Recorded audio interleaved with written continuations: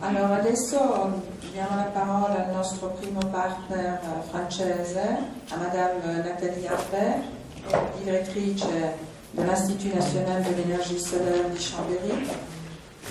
Dato che l'intervento di Madame Arbet è in francese, praticamente ho chiesto, ho cercato di fare un breve riassunto e l'intervento in pratica si focalizza soprattutto sul ruolo della formazione considerata come il nucleo fondamentale per raggiungere competenze specifiche in ambito energetico. Inoltre si soffermerà anche sugli strumenti, passando da quelli amministrativi, finanziari, didattici, informatici, che concorrono praticamente alla riuscita della formazione con uno sguardo alle professioni future in ambito energetico. Bonjour à tous, buongiorno a tutte. Je suis désolée, je ne parle pas italien, donc j'espère que vous comprenez le français. Je m'excuse d'avance. Voilà, j'ai voulu prendre un petit peu de hauteur par rapport au projet CBET, sachant que mes partenaires italiens allaient en parler longuement et présenter largement les activités opérationnelles sur la formation, tant les travaux pratiques que la plateforme e-learning. Donc j'ai voulu prendre un petit peu de hauteur et vous montrer comment, avec le projet CBET, on s'inscrit vraiment dans les objectifs de la transition énergétique et comment on répond aux besoins de demain par la formation en termes d'emploi et de compétences nouvelles. Donc comment la formation est un vecteur de réussite pour atteindre les objectifs de la transition énergétique et comment on va atteindre et chercher les compétences et les nouveaux emplois. Alors d'abord, la transition énergétique, qu'est-ce que c'est ? On s'appuie sur les économies d'énergie et les énergies renouvelables adaptées aux ressources de chaque territoire, territoire à petite ou grande échelle, pour aller chercher des modèles énergétiques afin de limiter les changements climatiques pour la qualité de vie et le développement local. Et un des premiers bénéfices de la transition énergétique, c'est la création d'emplois. Alors, l'impact économique et social de cette transition énergétique, c'est donc un potentiel d'emploi pérenne et non délocalisable, qu'on crée aujourd'hui et pour demain. Alors des opportunités à plusieurs échelles de territoire pour l'Union européenne sur la scène mondiale. Donc au niveau de l'Union européenne, les chiffres qu'on donne, c'est 900 000 nouveaux emplois créés d'ici 2030. À l'échelle des pays, pour la France et l'Italie, on est sur des chiffres entre 280 000 et 400 000 emplois créés en France d'ici 2030. Alors je n'ai pas les chiffres pour l'Italie, si vous les avez, je suis preneuse. Donc on est tout à fait dans le tempo avec le programme CBET quand on parle de mobilité pour les jeunes, et les moins jeunes d'ailleurs.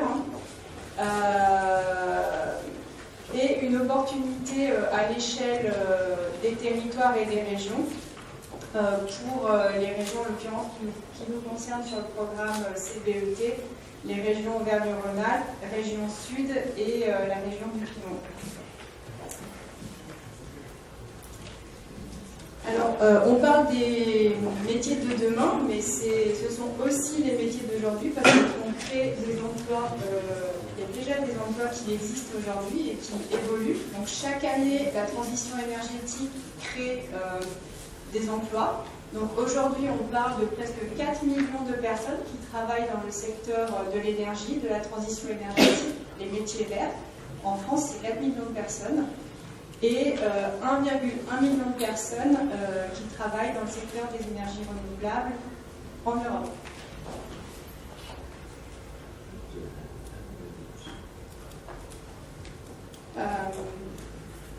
Ce secteur de la transition énergétique et les filières qui sont concernées se caractérisent par une intensité en emploi qui est largement supérieure aux énergies fossiles et fissiles. Par exemple, lorsqu'on investit 1 million d'euros dans ces filières-là, on va créer 16 emplois dans le bâtiment, dans le secteur du bâtiment, et on va créer 14 emplois dans le secteur de l'énergie renouvelable, quand on en crée seulement 6 dans le secteur du charbon ou dans le secteur du nucléaire. Ce secteur de la transition énergétique, il génère des emplois donc pérennes, mais aussi locaux, non délocalisables, parce qu'il va s'appuyer sur des filières qu'on va créer localement.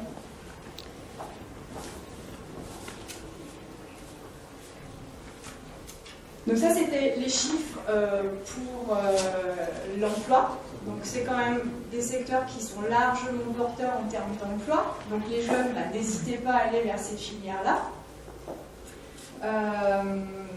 En termes de métiers, on parle beaucoup de nouveaux métiers. Moi, j'ai envie de dire qu'on n'est pas tellement sur des nouveaux métiers. Alors, des nouveaux métiers, il y en a quelques, oui, mais des métiers de niche surtout. On va parler de métiers d'accompagnement, des chargés de mission, des conseillers énergie, mais ça reste des métiers de niche pour moi. Moi, j'ai envie de dire qu'on est surtout sur des métiers qui évoluent avec des nouvelles compétences. Et il va falloir accompagner ces nouvelles compétences. Ces métiers qui évoluent avec des nouvelles compétences, ils sont présents dans énormément de filières, ils sont très transversaux. Et du coup, c'est là que la formation initiale comme professionnelle, on doit être présent. Et donc, il faut pouvoir proposer une offre de formation adaptée dès le lycée, avec l'université et en centre de formation professionnelle, avec des thématiques particulières comme l'éco-conception, l'analyse du cycle de vie, la modélisation numérique des bâtiments, etc. Alors, les secteurs qui sont très porteurs, alors les métiers de demain, puisqu'il faut parler des métiers de demain, on est sur les énergies renouvelables et l'intégration dans les réseaux, avec, par exemple, l'éolien et le solaire, qui en France sont très pourvoyeurs d'emplois, 85 000 emplois en 2017, et 2 000 emplois créés chaque année. La rénovation énergétique des bâtiments.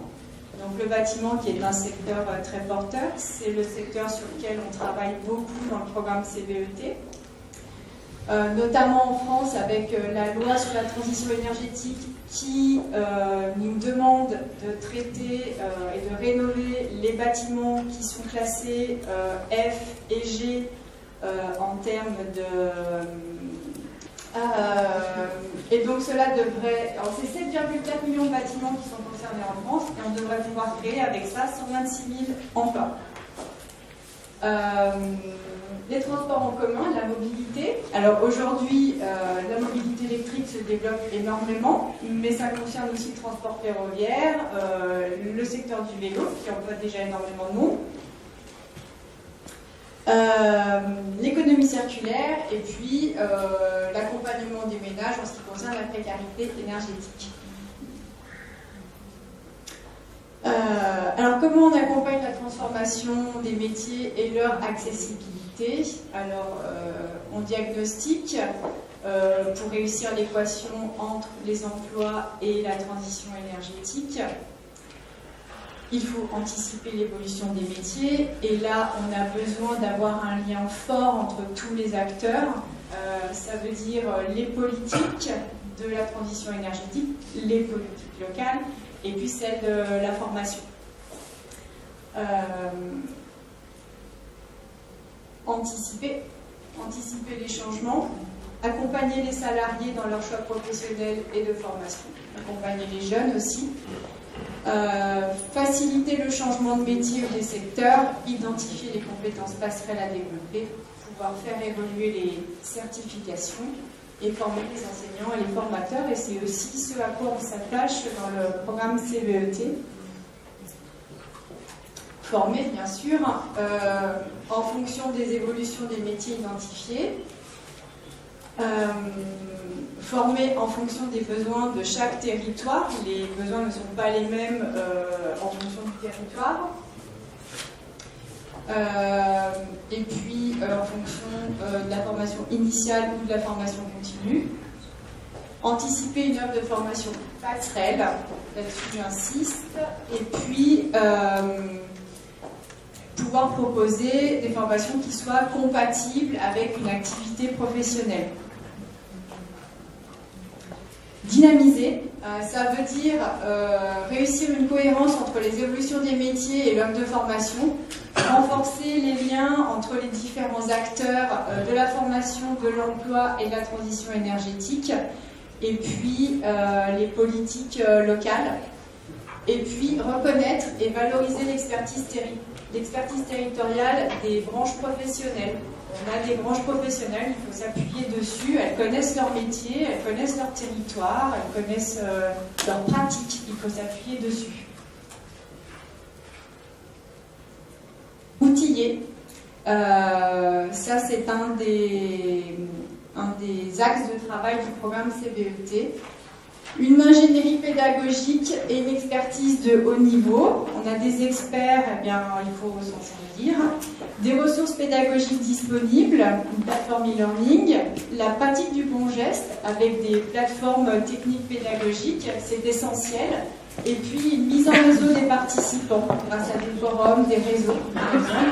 Il y en a d'autres, je ne les ai pas tous cités, mais ce sont les exemples les plus forts. Alors je vous ai mis les outils qu'on utilise à l'Institut national de l'énergie solaire et ceux qu'on utilise dans le cadre du programme CBET.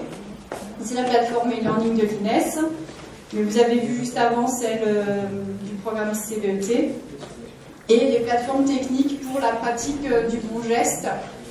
La plateforme bâtiment pour faire de l'isolation. Là, on voit bien, voilà, isolation thermique des bâtiments, c'est le mot que je cherchais tout à l'heure. Pour faire des travaux pratiques de ventilation et à la porte soufflante, etc. Les plateaux solaires thermiques pour l'eau chaude solaire individuelle, l'eau chaude solaire collective et puis le chauffage, les systèmes combinés de chauffage et d'eau chaude. Et puis les plateaux techniques solaires photovoltaïques qu'on vient pouvoir pratiquer pour tous les systèmes, toutes les applications possibles du solaire photovoltaïque, en site isolé, en raccord des réseaux, éclairage, pompage solaire, voilà. Et j'ai voulu lister 3 facteurs qui pour moi sont les clés de la réussite en termes de formation et d'accompagnement vers les nouveaux métiers, vers les nouvelles compétences. Les régions sont au cœur de la transition énergétique. Elles sont un point clé. Elles ont aujourd'hui le rôle de chef de file de la transition énergétique. Elles sont le gestionnaire des fonds structurels européens et des fonds FEDER. C'est à partir de là qu'est financé le programme CBET. Et c'est grâce à des programmes comme ça qu'on forme des jeunes. 300 jeunes seront formés pendant les 3 ans du programme CBET. Et il faut qu'on continue de pouvoir faire des choses comme ça. Voilà. Donc c'est un acteur fort, la région, et il faut qu'on soit en lien avec et qu'on puisse continuer à monter des programmes comme celui-ci. Davantage de travail collaboratif entre les différents acteurs de la formation,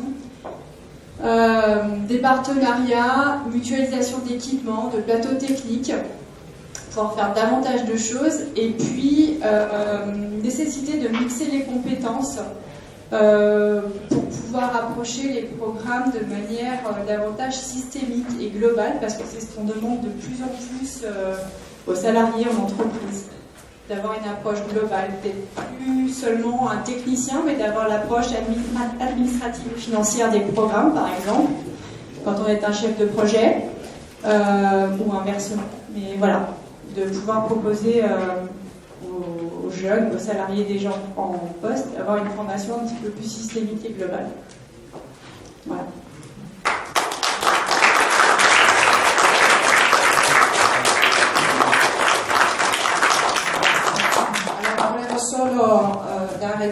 indicazioni, i dati che sono stati riportati praticamente dimostrano come il settore energetico diventa il settore del futuro. Ovviamente si è detto che non si trattano di nuovi mestieri, ma sono mestieri che devono essere rivisitati in quanto vengono richieste delle nuove competenze. Dunque diventa il progetto CIVET ha colto in qualche modo in pieno quello che è l'evoluzione ovviamente del lavoro nel settore energetico.